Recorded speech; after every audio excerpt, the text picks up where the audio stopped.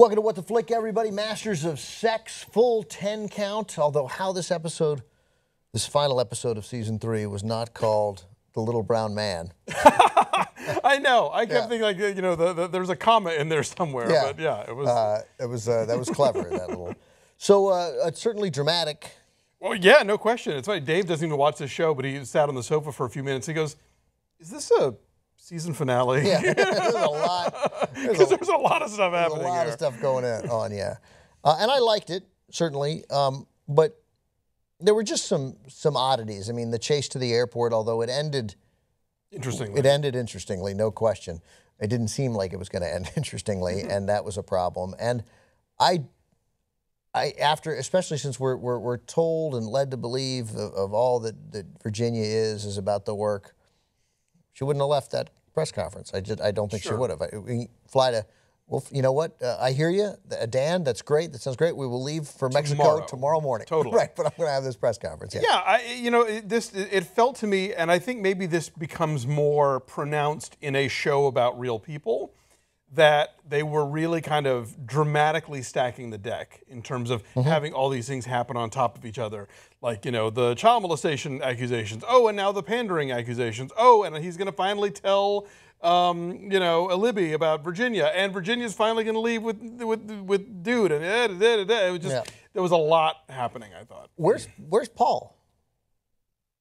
Which was Paul? Edley, her boyfriend. Oh, well, he just dashed off. She came home one day and the for lease sign was up in front. But I didn't miss something. I didn't sleep through part of the last episode. I mean, No. I thought they ended pretty happy. No, she told him that she could not leave with him because of the whole child molestation accusation. Remember? Oh, okay. The whole thing, like, I can't leave now; it'll look terrible. And so he just so he left up and out. Right. Yeah. He's like, I'm not living next to you if I can't have you. Okay, so there's some logic. Sure. Yeah. No. Yeah, I bought that. All right, I got that. I didn't put that together. Yeah, and the two things happening one on top of the other, because there's like 8 things happening. There are, but I mean for Bill's reputation. Sure. Yes. And because it was really just one thing, it's the one thing out of left field, the child molestation accusation, which of course is bogus, but it's legitimate for the time. The other thing, it's just that we happen to learn, has been building for a long time. Sure. So it didn't, to me, that didn't feel like they were dumping too many things. I get it. Overall, it was clearly a season finale. They stacked 10 dramatic things on top of each other. But I liked Bill's, I was very sympathetic to Bill for maybe the first time, because I thought when he was in jail there and Libby is saying, get a hold of yourself, she's correct, right, on one level. The flip side is, I've been horribly wronged. Telling me not to fight back is insane, or not understanding my desire to fight back. Fighting back might be the wrong thing to do. Maybe we just figure out how we can get out of this with money or something else. But Bill was, he's been blackmailed. He's being blackmailed, and then he was set up, right? So he has every, so finally, his peculiar behavior, his narcissism, all of that seemed suddenly appropriate to me, and I felt great sympathy for him in that moment. Well, it's funny because I think it's narcissism crossed with masochism. You know? I think he feels a real intense sense of pride that no matter how much his father beat him, he kept coming back for more of it.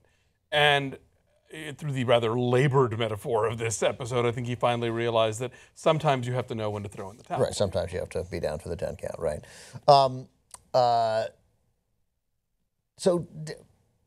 I did find the clocking of Nora with the box to be very satisfying. Very, very satisfying. And her fighting back, her, like, you know, what I was saying, I think for last week's, I hated her Virginia being cowering to the rantings of the lunatic downstairs. Like, and so finally she came back, essentially delivering close to the line of, no, God is disappointed in you. Right. You're who brings shame to Christianity. And then just finally, I'm going to hit you with a box. Right? I'm just going to go ahead and hit you with a box. Yeah, because she had that coming. As always, Betty engaging, just delightful, and then, you know, setting up the dinner date. Yes, that was great. I liked all that. Whose idea was that? Yeah. Yeah, 2 men together, candlelit dinner. Doesn't that sound gay?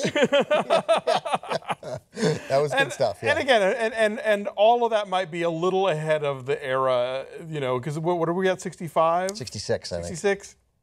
Yeah. That's still pretty avant-garde for St. Louis in 1966, but she's not saying go to a club and make out. No, she's just like, have dinner. It's a nice restaurant. Yeah, don't hide him in your apartment with a box of right. You don't have to hold hands, but you can have a nice night together. Sure. So that seemed.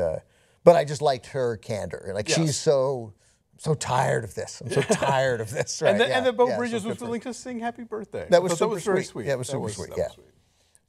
So I no closure really for the for Betty and the baby. No, that'll be ongoing. Next time, that'll be ongoing, assuming that, God willing, Michael Sheen and Sarah Silverman stay together. Oh, that's true. Yeah. And then but they seem happy, and they couldn't like a celebrity couple more. They're an interesting pair to be sure. I'm trying to think what else. There's so much going on here. It seemed a little weird. I mean, I'm wondering. The whole thing of Virginia having her father come up, I mean, yes, she's obviously had issues with the mother, but that was kind of like, would the father come by himself, or was Francis Fisher just not available? That seems, yeah, like, and also that line was so for us, you know. Mm-hmm. Your mother's a little chafed that you asked just me. Like, I don't think Virginia is in a position to ask just. Yeah, that clanged a little. That doesn't get. Hang on, I need to look something up. Say something else. Okay, fine. I did. It was interesting to have finally the moment that this show has been sort of avoiding for ages of the delivering the news to Libby, and to have her be like, I already knew, but now that you've told me, fuck, Now that you've told me, that was kind of an interesting. But also like, hey, I've been sitting on this because I've decided that keeping this family together was more important. Although it seems like she's decided something else lately, but that was entitled to. No question. But I thought what was really great and really sort of an insight into. I was going to say feminism, but that's not true. An insight into the loss of control that many women must feel. Like I kept this family together. I did it all. I made so many sacrifices for you. You don't get to decide when it's over. Right. Like that is a loss of control, which I am not giving to you. That is too much of an indignity. You having sex under my nose with a woman who's supposed to be my friend, I've decided to let that go. Right. But you're taking this power from me that now you're like, now this has turned into you and Virginia lied to me. I'm, hey, abso-freaking-lutely not. And no.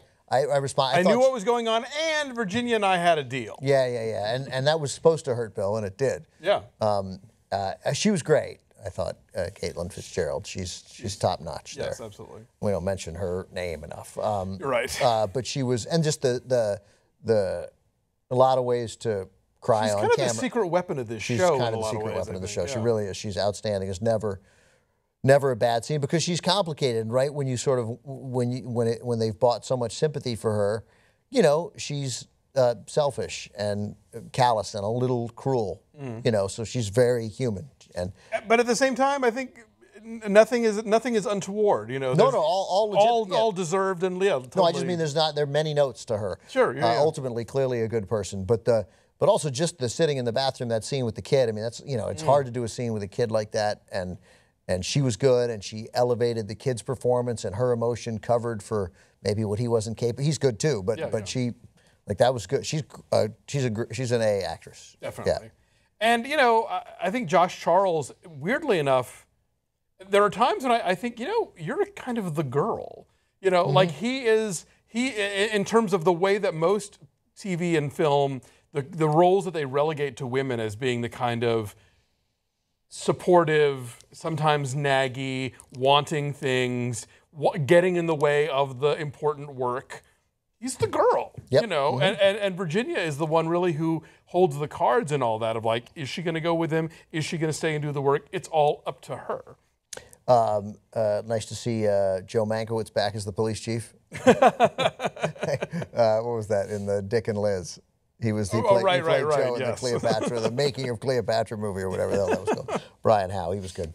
So I don't know. I mean, we know they recover from it. Exactly, yeah. But it seems like, and what a terrible time that the police chief just gets to say, well, you've got these charges of investigation. I should really shutter the building. Under what authority do you get to stop a business because someone has been arrested? If they're claiming that it's a bordello, I got it, but you got to prove something. I mean, I don't. You have to. There has to be some establishment. Yeah, it's a doctor's office, for God's sake. It's a doctor's office. There's doctoring going on. Right. He just says he didn't do it. It's an accusation. There's going to be a trial. Bo Bridges is giving pap smears. I mean, like there's real things happening here. Exactly. Yeah. Right. You want to shut down that part of it, I suppose, but still, it's frustrating how much power the powerful have, and you saw it both with what Bill was threatened with, and then the fact that because the police chief is on his board, it had enabled him to skirt stuff for so long, including the child molestation accusations. Yeah. I have to say that, people have been, I've heard people who not be, who kind of dropped out of the show after season 2 or didn't like season 2.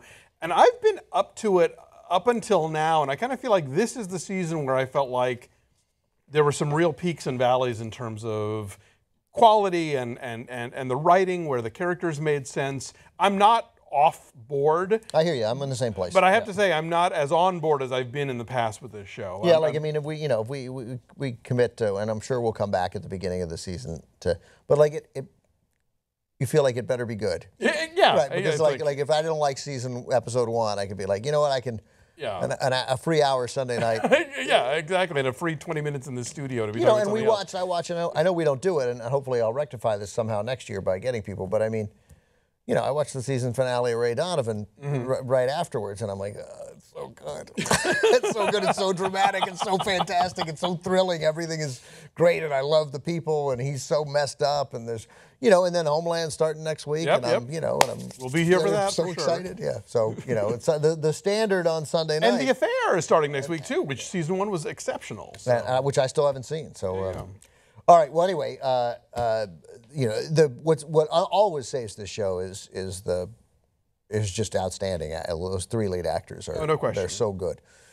And it was always good to see. Always good to see Josh Charles. Never, I believe, in any scene without his tie and jacket, and except when in bed. I was going to say maybe the love scenes, but maybe not even then. Maybe not even then. Yeah.